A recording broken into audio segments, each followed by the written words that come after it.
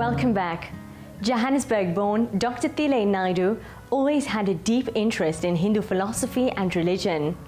He later moved to Durban to take up a position as a lecturer in the Department of Science of Religion at the University of KwaZulu-Natal.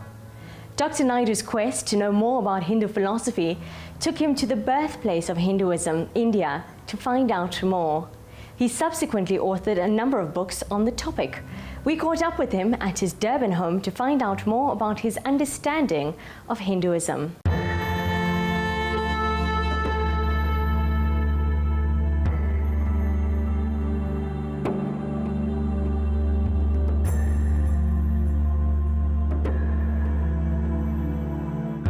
I took a very deep interest in the Hindu religion, in Hindu Dharma. And I studied it on my own and then went to university, and the subject that I was chiefly interested in was the science of religion. And I went to India and I studied Hindu philosophy at the University of Madras. So I tried to familiarize myself with all branches of Hinduism, South India, North India, East India, West India, but all in, and all the different branches of the Hindu religion.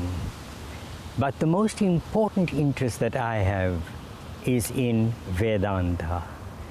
You must study the Vedas, the Upanishads, the Bhagavad Gita, the Brahma Sutras, and then come to an understanding of what the widest range is of Hindu Dharma.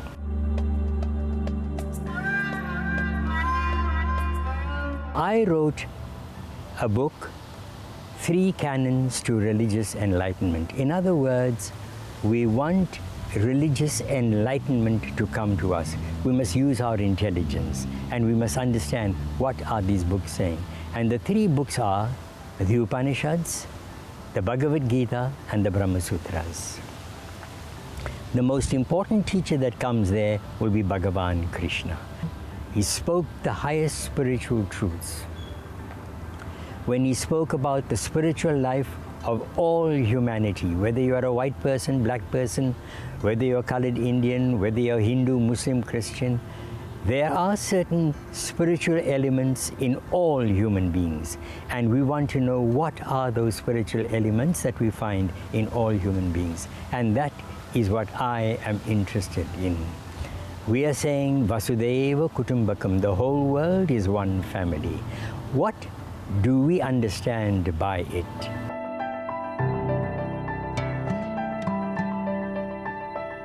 We now live in South Africa. We've been living here for 150 years.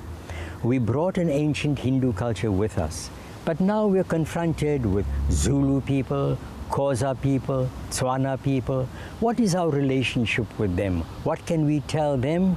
How do we build our relationship with them? What does our philosophy teach? And we say the Atma is within. So you put all those things aside and you say, how can I look at the Atma that is within me as it is within a black person, as it is within a white person?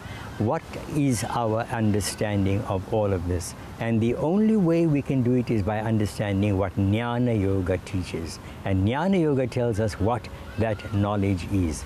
That knowledge can only come from within me, within each and every person in the world. We have our understanding. We must cleanse our minds. We must purify our minds.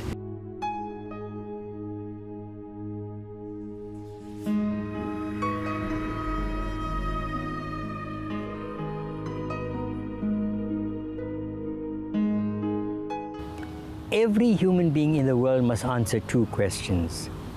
Does the world in which we live make any sense to us? And the second thing is, how must I live in this world? How do I carry out my responsibilities?